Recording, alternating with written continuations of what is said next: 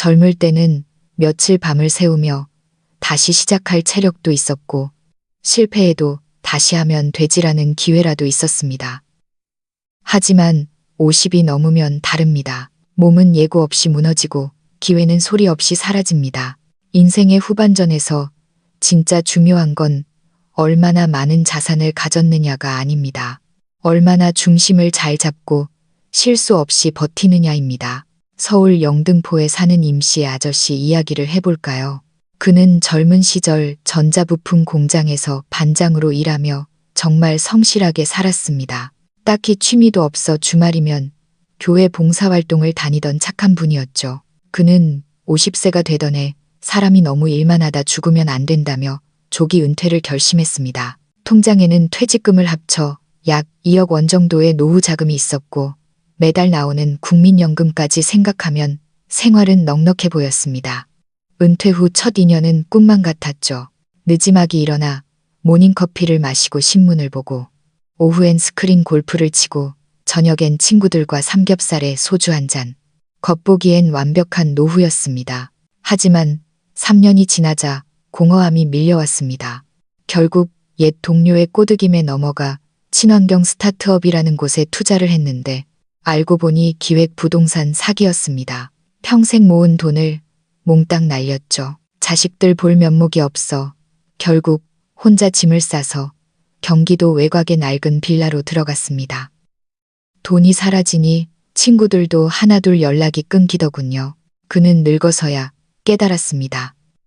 가장 무서운 건 돈이 없는 게 아니라 잘못된 결정을 내린 뒤에는 그걸 수습할 체력이 남아있지 않다는 것이다. 지금 이 글을 읽으며 에이, 나는 그렇게 어리석지 않아. 사기 따위 안 당해라고 생각하실지 모릅니다.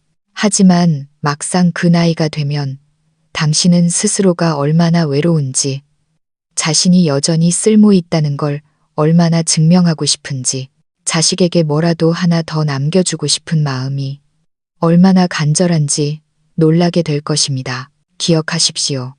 말년이 비참해지는 건 돈을 못 벌어서가 아닙니다. 균형 감각을 잃고 얼마 남지 않은 인생의 미천을 몽땅 걸어버리기 때문입니다. 중년 이후는 돌진하는 시기가 아니라 방어해야 하는 시기입니다. 당신에게 남은 건 체력이나 미래가 아니라 경험과 판단력, 그리고 실수를 줄이는 지혜뿐입니다. 지금 손에 쥐고 있는 그 돈, 정말 당신의 남은 생을 지켜줄 수 있을까요? 혹시 평생 피땀 흘려 모은 그 돈이 잘못된 선택의 시작이 되지는 않을까요? 자식을 위해 뼈 빠지게 고생했는데 돌아온 건 제발 간섭 좀 하지 마세요.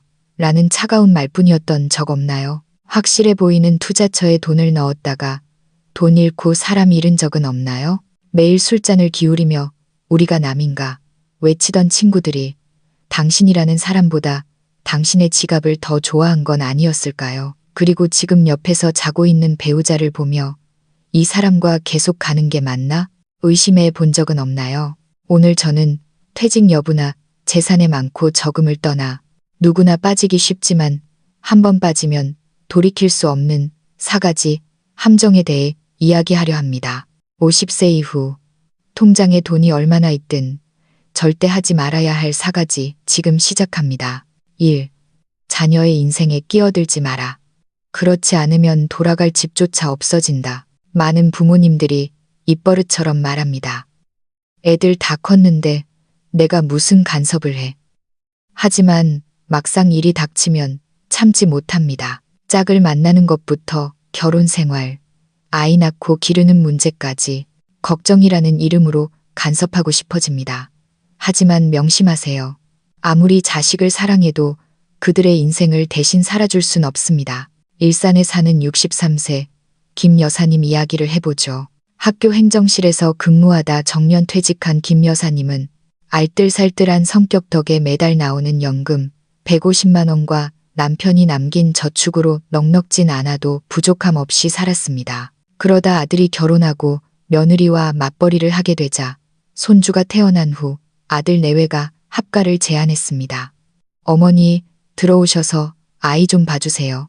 원래 살던 동네 친구들과 어울리며 문화센터도 다니고 즐겁게 살던 김 여사님이었지만 내 새끼, 내 손주 생각에 수락했습니다. 처음엔 손주 돌보는 일을 당연한 의무로 여겼습니다. 새벽 6시에 일어나 젖병 소독하고 이유식 만들고 장보고 청소까지 365일 주말도 없이 1년 내내 일했습니다. 그런데 시간이 갈수록 며느리의 표정이 어두워졌습니다. 퇴근하고 돌아오면 어머님, 애벌은 나빠지게 왜 자꾸 안아주세요? 라며 육아 방식에 불만을 표했죠. 아들조차 엄마, 쟤네 방식 좀 따라줘요 라고 거들었습니다.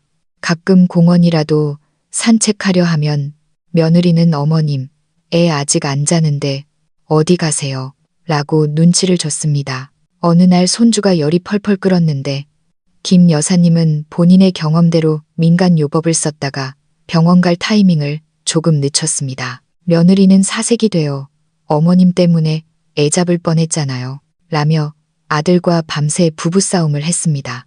며칠 뒤 아들이 쭈뼛거리며 말했습니다. 엄마, 우리 집 인테리어 공사 좀 해야 해서 당분간 엄마 집에 가 계시면 안 될까요? 그날 밤 김 여사님은 짐 가방 하나를 끌고 텅 빈 자신의 집 거실에 앉아 하염없이 울었습니다. 그제야 깨달았습니다. 나는 가족이 아니라 그냥 돈 안 드는 무료 베이비시터였구나. 그녀는 억울했습니다.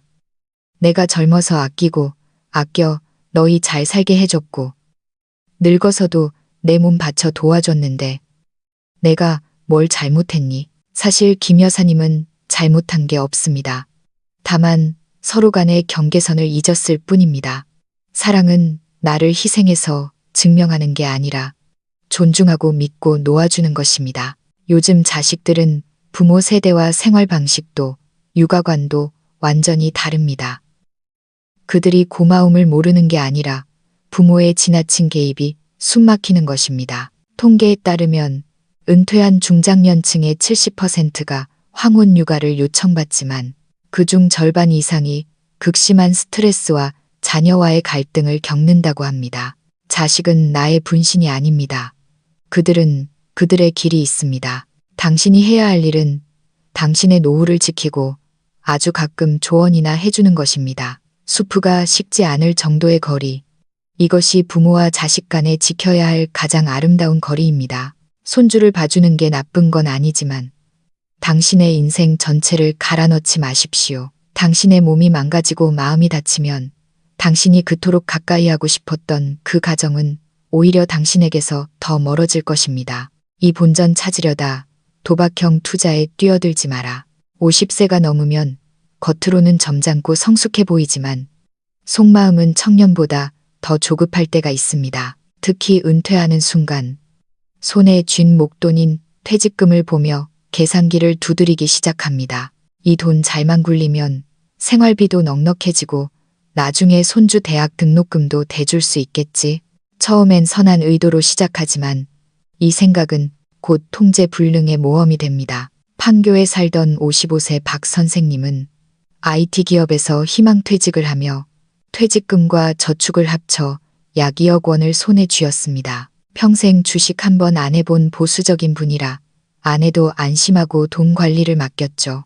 처음엔 은행 예금에 넣으려 했지만 쥐꼬리만한 이자를 보니 한숨만 나왔습니다. 이걸로 앞으로 30년을 어떻게 버티나. 그때 옛 직장 동료가 고수익 보장 프리미엄 투자 단톡방이라며 초대를 했습니다. 방장은 해외 가상화폐 거래소에 5천만 원을 넣으면 3개월 만에 2배로 불려준다고 떠들어댔습니다. 박 선생님은 혹해서 5천만 원을 넣었고 화면상으로 수익이 쭉쭉 오르는 걸 보자 눈이 뒤집혔습니다. 이거다 싶어 남은 돈을 다 털어 넣었죠. 결과는 어땠을까요? 반년 뒤 거래소 사이트는 폐쇄됐고 단톡방은 폭파됐습니다. 경찰에 신고하니 서버가 해외에 있어 추적이 불가능하다는 말뿐이었습니다. 아내는 충격에 친정으로 가버렸고 딸은 차갑게 쏘아붙였습니다. 아빠, 평생 합리적이던 분이 왜 그러셨어요? 박 선생님은 한 달 동안 집 밖을 나가지 못했습니다. 그때야 뼈저리게 느꼈습니다. 판단력이 흐려진 게 아니라 불안함 때문이었다는 것을요. 평생 가족을 위해 일했지만 딸에게 서울 아파트 한 채 못 사준다는 자괴감. 그리고 나 아직 안 죽었어. 나도 돈 벌 수 있어라고 증명하고 싶은 욕구 때문이었습니다. 금융감독원 자료에 따르면 최근 3년간 고수익 미끼, 금융사기에 당한 피해자 중 50대 이상이 60%가 넘습니다. 이들은 대부분 고학력자에 노후 자금이 있는 사람들입니다. 50세 이후 당신이 지켜야 할 것은 수익률이 아니라 원금입니다. 이 시기에 돈은 잃어도 되는 판돈이 아니라 죽을 때까지 남에게 아쉬운 소리 안 하고 살 수 있게 해주는 생명줄입니다. 투자를 하고 싶다면 딱 3가지만 기억하세요. 투자는 인생 역전이 아니라 수명 연장을 위한 보조 수단일 뿐이다. 원금 보장해주면서 고수익을 준다는 말은 100% 사기다. 돈을 벌기 전에 이 돈 날리면 내 노후가 무너지는가를 먼저 물어라. 박 선생님은 이제 예금 통장 하나와 교통카드 한 장, 그리고 후회만 남았습니다. 그는 말합니다. 그때로 돌아간다면 이자 몇 푼 안 나와도 맘 편히 발 뻗고 자던 그때를 선택할 겁니다. 3. 체면치레용 인맥에 돈 쓰지 마라. 돈 잃고 사람 잃는다. 은퇴하자마자 갑자기 스케줄이 빽빽해지는 분들이 있습니다. 초등학교 동창회, 지역 산악회, 조기 축구회, 무슨 투자 설명회, 달력만 보면 연예인이 따로 없습니다. 겉으론 인생을 즐기는 것 같지만 사실은 외로움을 견디지 못해 모인 낯선 사람들 틈에 껴있는 것 뿐입니다. 60세 장 선생님은 건설 현장 소장 출신으로 은퇴 후 국민연금과 개인연금을 합쳐 월 300만 원 정도를 받으며 생활했습니다. 처음엔 심심해서 지인이 소개한 행복사교클럽이라는 모임에 나갔습니다. 밥 먹고 골프 치고 노래방 가고. 처음엔 그래, 은퇴했으니 사람도 만나고 활기차게 살아야지라고 생각했습니다. 그런데 갈수록 뭔가 이상했습니다. 만날 때마다 돈이 술술 나갔습니다. 밥값 내기 고스톱을 치거나 형님이 한턱 쏘셔야죠. 라는 분위기에 휩쓸려 골든벨을 울리기 일쑤였습니다. 겉으론 형님, 아우하며 친해 보였지만 실상은 누가 돈을 더 잘 쓰나 경쟁하는 눈치 싸움이었습니다. 아내가 여보, 당신 이번 달 카드값 너무 많이 나왔어요. 라고 걱정하면 장 선생님은 친구들 앞에서 쪼잔하게 굴면 무시당해 라며 화를 냈습니다. 그러던 어느 날 장 선생님이 급성 신장 결석으로 수술을 받고 입원했습니다. 수술 후 병실에 누워 휴대전화를 받지만 그 좋던 형님, 아우들 중 병문안은커녕 몸 괜찮냐는 문자 한 통 보내는 사람이 없었습니다. 밤새 곁을 지키며 죽을 끓여온 건 평소에 돈 좀 아껴 쓰라고 잔소리하던 아내뿐이었습니다. 그는 깨달았습니다. 그들이 좋아한 건 장씨라는 사람이 아니라 그가 시원하게 긁어주는 카드였다는 것을요. 이건 인맥 관리가 아니라 내 인생을 갉아먹는 낭비였습니다. 어떤 분들은 친구 따라 강남 간다고 친구 권유로 다단계 건강식품을 사거나 코인에 투자했다가 돈도 잃고 친구도 잃습니다. 통계에 따르면 55세 이상 중장년층의 인간관계 중 절반 이상이 은퇴 후 형성되는데 그중 다수가 일회성이거나 금전적 손실로 이어진다고 합니다. 젊을 때는 성공을 위해 인맥이 필요하고 중년에는 육아와 직장 이야기를 할 친구가 필요합니다. 하지만 늙어서는 내 마음의 평화와 생활의 안정이 가장 중요합니다. 모든 술자리에 나갈 필요 없습니다. 모든 단톡방 알림에 답할 필요 없습니다. 겉만 번지르르한 사람들에게 지갑을 열지 마세요. 진짜 당신 곁에 남을 사람은 당신이 넘어졌을 때 일으켜주고 아플 때 죽 한 그릇 끓여주는 사람입니다. 한 달에 친구 밥값으로 50만 원을 쓰면서 정작 배우자와 내 건강을 위해 5만 원 쓰는 걸 아까워한다면 당신은 지금 누구의 인생을 살고 있는 겁니까? 4. 배우자를 헌신짝처럼 바꾸지 마라. 고독사 예약이다. 말년에 가장 두려운 게 뭘까요? 돈 없는 것, 아픈 것 아닙니다. 내가 혼자 몸을 가눌 수 없을 때 곁에 물 한 잔 떠줄 사람이 아무도 없다는 것입니다. 많은 중년 남성들이 은퇴 후 두둑한 퇴직금을 쥐고 나면 잃어버린 청춘을 보상받고 싶어 합니다. 멋지게 차려입고 동호회에 나가고 심지어 평생 함께한 아내와 헤어지고 제2의 인생을 꿈꾸며 새로운 사랑을 찾기도 합니다. 건설회사 임원 출신인 62세 정 대표님도 그랬습니다. 젊어서 워커홀릭으로 사느라 아내와는 대화도 없이 30년을 살았죠. 자식들 결혼시키자마자 그는 이제 나도 내 인생 살겠다며 황혼 이혼을 요구했습니다.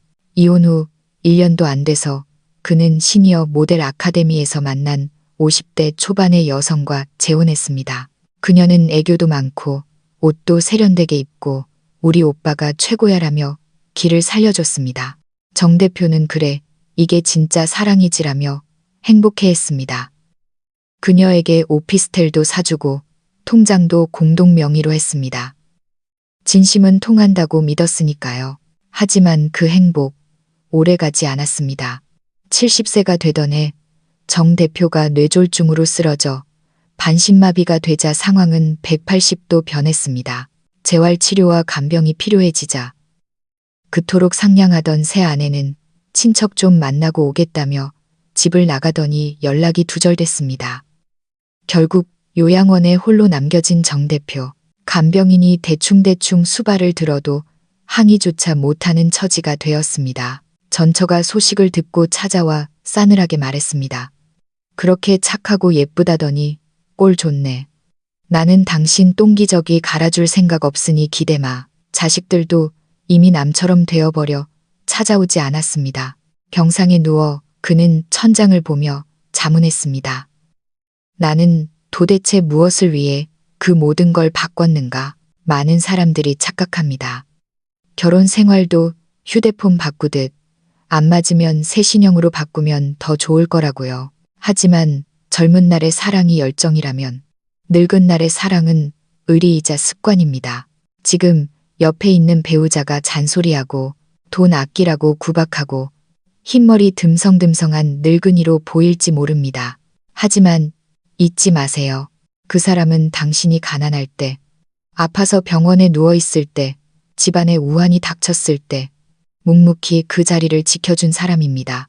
새로운 사람은 당신의 현재 가치, 돈을 보고 왔을지 모르지만 오래된 배우자는 당신의 역사를 공유한 사람입니다. 당신에게 돈이 떨어지고 똥오줌을 못 가릴 때 과연 그 새로운 사람이 옆에 남아있을까요? 재혼 자체가 나쁘다는 게 아닙니다. 하지만 스스로에게 물어보세요. 나는 사랑을 원하는가?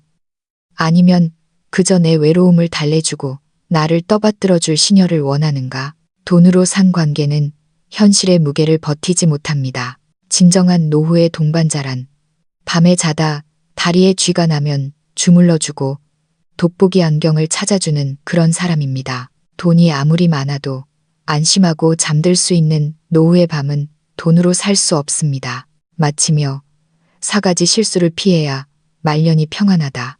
누군가는 말합니다. 인생에서 제일 서러운 건 젊어서 돈 없는 거고 늙어서 눈치 보는 거다.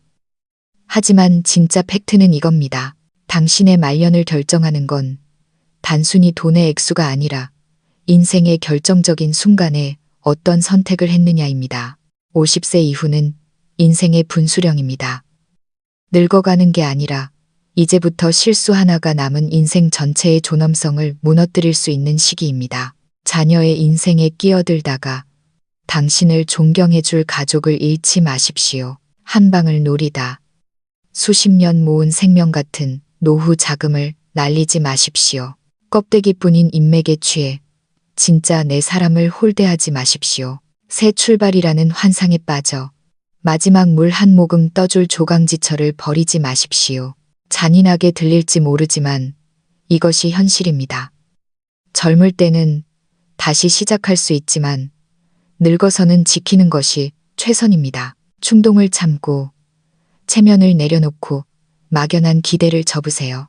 남들에게 부러움을 사는 인생이 아니라 스스로에게 떳떳하고 마음 편한 인생을 사십시오. 늙어서 제일 소중한 건 시간이라지만 그보다 더 귀한 건 누구와 어떻게 그 시간을 보내느냐입니다. 통장 잔고를 보며 불안해하기보다 내가 혹시 후회할 함정으로 걸어가고 있지는 않은지 돌아보세요. 인생의 되감기 버튼은 없지만 남은 길을 정신 똑바로 차리고 걸을 순 있습니다. 당신이 깨어있다면 돈은 가치 있게 쓰일 것이고 당신이 흔들리지 않는다면 말년은 존엄할 것입니다. 독자 여러분은 이 4가지 이야기 중 어떤 것이 가장 마음에 와닿으셨나요? 혹시 비슷한 경험이나 후회를 하신 적이 있나요? 댓글로 여러분의 솔직한 이야기를 들려주세요. 당신의 경험담 한 줄이 누군가에게는 인생을 구하는 귀한 조언이 될 수 있습니다. 오늘 이야기가 조금이라도 도움이 되셨다면 주변의 소중한 분들에게 공유해 주세요. 어떤 후회는 미리 알면 피할 수 있습니다. 50세 이후 우리 모두가 현명하게 그리고 폼나게 늙어갔으면 좋겠습니다. 감사합니다.